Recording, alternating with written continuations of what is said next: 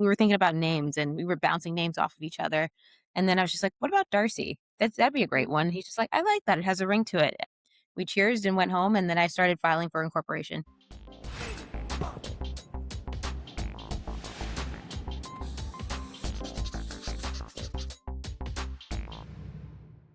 Hi, everyone. My name is Carmen Dervat, and I will be hosting today's episode of Behind the Founders, and I will be interviewing Terry Trovato today.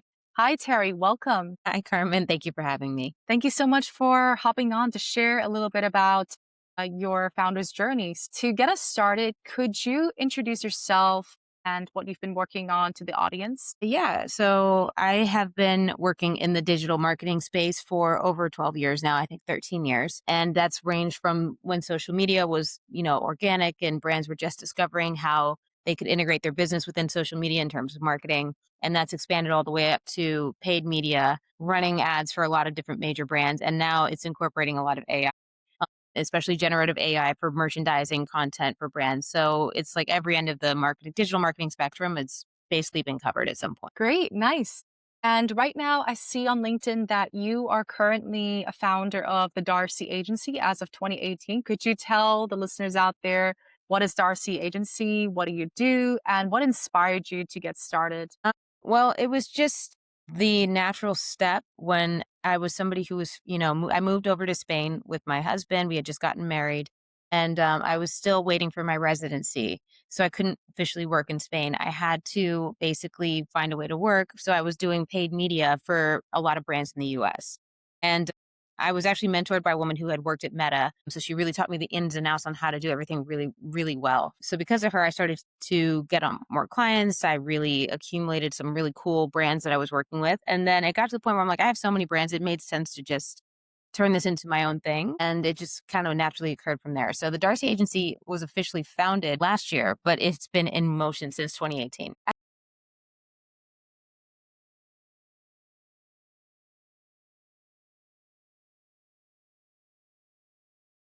You mentioned that you officially launched Darcy Agency as of last year. So could you walk us through the timeline between 2018 to last year? What were the steps that you took to ensure that Darcy Agency officially launched out as a business? Well, once I got to a point after having a lot of clients in place and feeling really secure, at least knowing that there was always like a steady amount of money coming in, it just made more sense on every term financially and also just from like organization, like to put all of this together under one LLC. So the actual filing of it was done in the US, which was actually even more complicated because I live in Barcelona. So I could only physically do it when I was in the States visiting. So every time I was home, it was always like a way to, I was trying to like get everything done at once. But the whole process and setting everything up, it wasn't difficult. I already had my clients in place. I already had like an idea of what I was doing. But then I realized if I wanted to turn this into an agency, I would have to offer even more things that were out of my general scope. Cause I would usually just offer paid media services only as a freelancer.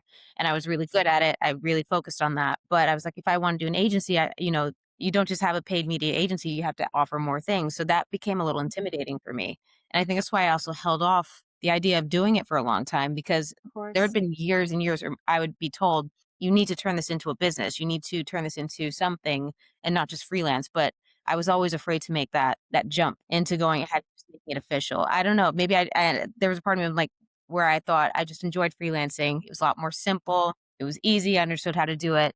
But then it was really just a moment where it was January 2024 or 2025. No, it was last year. And I just had this moment where I'm like, you know what? Why not? Like, I have everything in place already. I just need to make the articles of organization.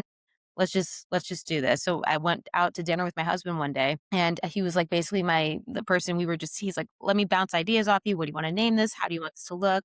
And we sat down and I was just like, we were thinking about names and we were bouncing names off of each other. And then I was just like, what about Darcy? That'd be a great one. He's just like, I like that. It has a ring to it. And we cheersed and went home. And then I started filing for incorporation. Okay, great. Yeah, I was actually going to follow up and ask you, what's the story behind the name Darcy? And is there what inspired you with the name Darcy? There is actually, I don't know if you've ever seen the movie What Women Want, the Mel Gibson movie. I've heard of it. I've heard of it, but I'm not really sure. But tell me more about it. It's nothing fancy. It's a, what's her name? Nancy Meyers film from, like, 2000. I was about 10 when it came out. Yeah. But Mel Gibson basically he works at an ad agency, and the whole plot is that he gets shocked by electricity, and then he can start to hear what women think. But his female counterpart in that movie is Helen Hunt, and she's a woman named Darcy McGuire. And I remember even when I was a kid, she was somebody who came into the advertising industry to take his place, and she was just so competent and she was so strong, but they showed her process throughout the film of how she liked to create ad campaigns and how she really liked to get into the mind of, the viewer, the end user, and how she really tried to put empathy into her campaigns, and they were really thoughtful. And by the end of it, she did this campaign for Nike women's sports division. And it was just such a really well thought out, really wonderful, like kind of insightful campaign that made you feel something and it made you feel like, wow, this brand really understands me. And I just remember always being like, if I ever grew up to work in like advertising or marketing, I would love to be like her. So it was funny. So sometimes I'm just like, oh, I want to have that Darcy moment where she's sitting there and she Okay. just kind of like, oh, it needs to be like this. And I'm understanding that person. And I'm like, well, the Darcy agency, it makes sense. Yeah. That's a very cool story, I gotta say, because it does come down to trying to meet whoever the clients you're working with empathy, really understanding their needs, their wants, and to be able to provide them that as well. Yeah. So tell us a little bit more about, so my understanding is that it is an agency where you are offering different digital marketing campaigns. What kind of clients have you worked with, or what kind of brands have you worked with? I see on LinkedIn that some of them are some fashion brands. Tell us a little bit more about that. It's kind of become much more niche. When I started, it was whoever would take me. Okay. Yeah. But so I really have worked in every industry at this point where it would be, senior living facilities or law firms or health insurance or market research firms. And then I started to slowly find my niche more in the B2C kind of category for like direct to consumer kind of like purchasing. So I loved the whole idea of building marketing campaigns that were driving a funnel that were getting people to a landing page to make sales. But, I had more fun eventually. And I found I was having more fun in the fashion industry, luxury industry. And I also, when I first graduated college, I started out as a stylist. So I Okay. always loved the idea of working in the fashion industry and working on shoots. So anything that could get me back in that industry was kind of like I eventually decided this is kind of the arena I want to go and try to get as many clients as I can. So I ended up getting work with a lot of different smaller brands. And then eventually I got reached out to by Condé Nast UK to start helping them with their branded content and all of the ads that were basically going through Condé Nast. And from there, it just kind of it grew into other brands like Marquesa, Tali Paris, and now I'm really just trying to put a focus on fashion brands in particular. Okay. And do you have a favorite fashion brand that you love, you enjoy working on the most in particular? I mean, the one I worked with the longest is Marquesa, and Okay. it was a brand that when you're working with someone for years and you kind of build something from the ground up and it's your work, because when they came to me, they really needed help in the paid media department. I basically took ownership of all of that. And it was, taking them from one side of the spectrum to the other side of the spectrum. And it was just, you get close with the people you're working with. And it's really exciting to see all the results coming in and you start seeing the brand really flourish. And yeah, that was a brand I was really proud to work with. It was Yeah. only recently that we parted. Okay. And like from your experience collaborating with all these different types of brands, what are the typical strategies that you use to help them grow and for them to get more reach or to get more exposure? Well, now when they come to me, for the most part, it's brands who are established, but they say, "Look, our ads, we are a brand. We sell our merchandise online. We are running these ads, but our ads are starting to, our cost per result is starting to go up, or our sales are starting to go down, or our ads are starting to really like fatigue. We need new creative. Like we need help with that." So for the most part, now it's coming in and helping them like recalibrate their ad accounts, helping them scale, helping them find a way to scale efficiently. So they're not just dumping more money in, but ending up with a lower return on ad spend. Like it's helping them scale, but keeping the ROAS positive.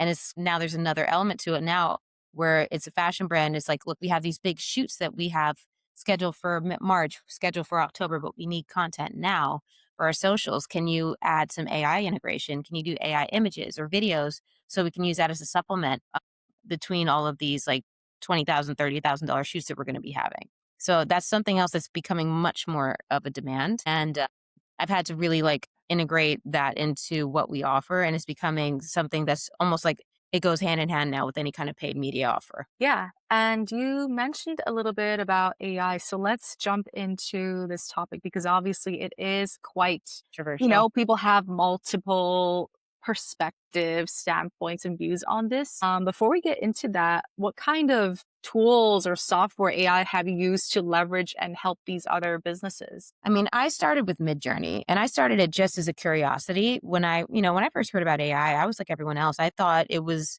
the end of, end times. I was a little freaked out by it. But when I heard Okay. about Gen AI, I just wanted to see what it could do. And I told you I was a stylist back in the day. And I'm like, well, what if I could take what I had and type it out and see if it pops up something like vaguely in the realm of what I had in mind? And once I saw that it did, I was like, that was a bit of like a light bulb moment. I'm like, okay, this is going to be something once it gets into a good place. I think this is something that's going to really have an impact on a lot of industries. So I've been working in Midjourney, and I still do most of the time just because I'm very familiar there. But now you have Higgsfield, you have Seed Dance, you have VO.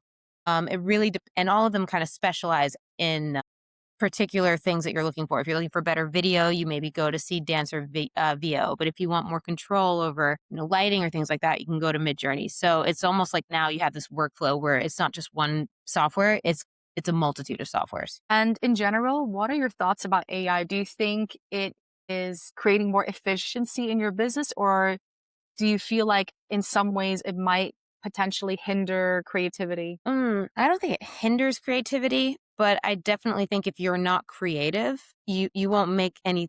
You know what I mean? I feel like if you don't have like that spark or that idea, you're not going to make something out of nothing. I think if you are somebody who's a bit more creative, it helps amplify something that you had in mind quicker than what it would take if you wanted to actually put together a shoot or if you wanted to draw something. And I'm not saying any of that's going to go away. I actually think we're going to have a bit more of a renaissance in human art, like the analog movement. I think AI is just going to be another tool at some point that's going to have its own lane and probably used more for commercial use, but not necessarily in an artistic realm. Okay. And do you feel like currently, right now, are there still parts of your business that still feel manual? Maybe it's double work or perhaps inefficient? I know it is. I know it is because I'm very hands-on, especially when it comes to reporting for numbers for paid media. I have Excel spreadsheets and I like to put in the numbers every day myself. I don't it's just my way first off to keep track of what's going on. And also I've done some software where it's just like I'll pull the numbers, I'll do the reporting, but it's never right. And I have to go over it and I feel like I spend more time refining everything rather than actually like just getting the numbers. So I'd rather just do it myself. Going back to, you said that before you started Darcy Agency, you were freelancing Mhm. and you've been in this state of, I would say, like you're in a bit of a limbo of trying to decide, okay, do I want to take this leap of faith or not? Or should I continue freelancing because there's a lot of like flexibility with that. So for you, I would be curious to know what was holding you back at first from taking that jump or from starting your own business? It sounds silly, but it was really just like it felt like it was way more official somehow. It felt like it was a bigger deal. It just there was a mental block where it just felt like if I took it to this level, then it's like, well, now I'm really in it. Now I really have to make sure that everything's working correctly and everything. But it's ridiculous because it's no different than what I was doing beforehand. It's just now under an LLC, and actually it offered me a lot Okay. more freedom and protection than what I was doing as a freelancer. It was really a mental block just because I don't know, sometimes you're afraid to take that step and start a business because it's like, well, what if I fail? And I think that held me back a lot. And finally one day I just realized who cares if I fail? So once And I what hit was that, yeah. what was that turning point where you had this shift in mindset? Because I can imagine there's probably a lot of people who are probably thinking the same thing. They're in the state of overthinking. What if I fail? Should I do this? Why should I do that? Because probably somebody else is already doing it. So I'd love to know, like, what was the shift in mindset that made you decide, okay, I'm gonna just do it. Even if I fail, I'm gonna try. I think it was just on Instagram. It was something where I saw a video where they just said, half the people who fail are just wasting time because they're overthinking it. And you have the highest success rate if you just do it. Just jump in and do it and, you learn as you go. So, yeah, it's just one of those I guess it took me 6, 7 years to get the moxie to do it, and then one day I just decided, "You know what? What am I holding what is nothing even if I incorporate and I start this and I found it under, my own brand, I'm not losing out on anything." I think the only other thing that maybe made me intimidated was that nowadays, if you own a brand or if you own a business, it's very like, you have to put yourself out there, and when you're a freelancer, you can be behind the scenes, nobody really knows who you are, and I'm not somebody who likes to really put my stuff out there, but it kind of I feel like you almost have to do that nowadays, Okay. And you and would yeah, say that this is also the main focus is that now when you do own a business, you got to put yourself out there. You got to put more time and effort in terms of promotion, in terms of marketing, in terms of building your platform on the social media and everything like that. How's that looking actually? I mean, I'm getting more comfortable with it. I mean, Okay. like, I'm even doing this podcast interview because at first when I saw this, I was like, "Oh gosh, no."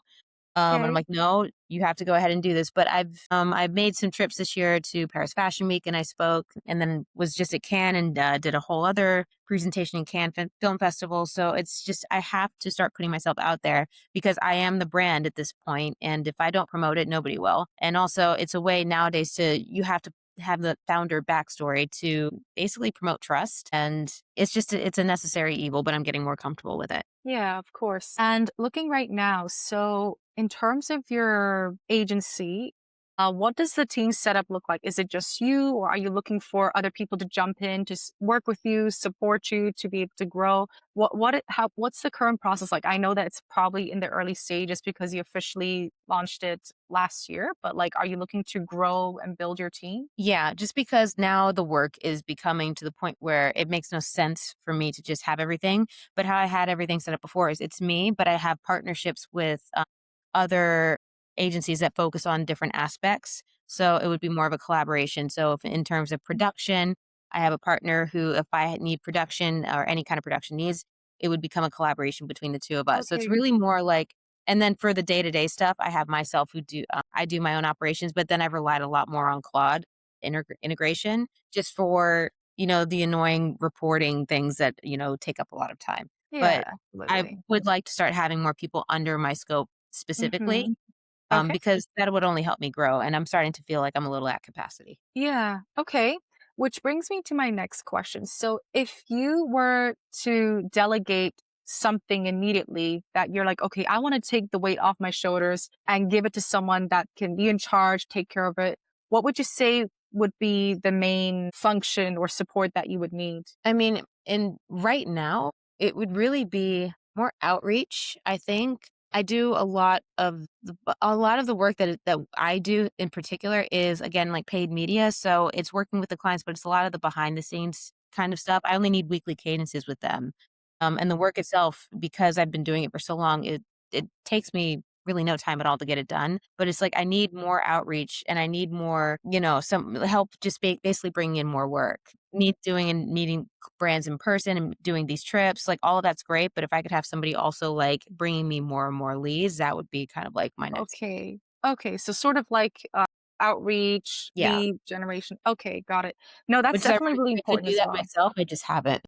Yeah, yeah, because obviously that would be very challenging if you have to manage wear multiple hats at the same time as well, because you also need to balance life outside of work too. Yeah, definitely for sure. So It's I would ironic love, though, because if I was yeah, talking to any brand, I would tell them immediately, "This is how you have to set it up." I know what I would need to set up. I just haven't done it. It's like it's harder to do it for myself than, and I don't know. yeah, of course. And that's why there's a lot of importance when it comes to having your own team so that you're not alone in this, that you could carry this together and build something together too. Yeah. And I would Yeah. wanna make sure that it's somebody who understands who I am, who can sell Darcy the right way. You Mhm. know, I don't want it to be like this cold calling thing. They would have to come in with, like, some really cool ideas for new ways to reach Of brands course. rather than just sending out emails or calling. Yeah. But that would be like, if I could find anyone, like, if I could snap my fingers, that's who I would look for. Because in Yeah. terms of, like, the day-to-day stuff, like I said, the reporting, I kind of rely on Claude at this point. Yeah, absolutely, for sure. And sometimes there are some tools like AI that could definitely help you to automate and optimize some processes as well. And then, of course, while trying to balance the human element to help you manage some of the operational behind the scenes. Yeah. The one thing that actually works in my favor is I live in Spain. So all my clients for the majority are in the US, which works for me because that at least gives me the morning to get a lot of things done before they Mhm. even wake For up. sure. The Yeah. power of time differences as well. Oh, it's great. It's great. I look like I'm just Yeah. all on top of things because everything's ready by the time they're awake. Yeah, yeah. Oh, that's the beauty about it as well with the remote work and everything like that. Yeah.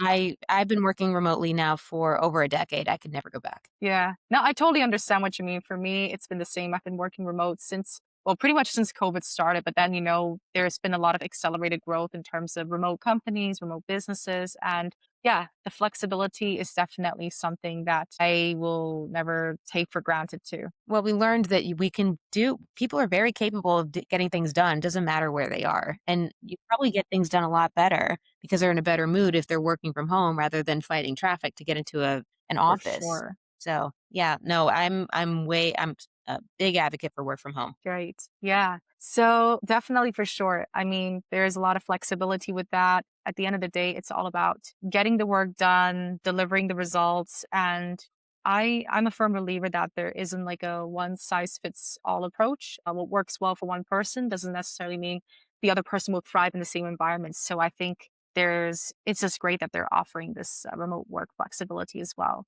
Well, that's the Yeah. other So thing.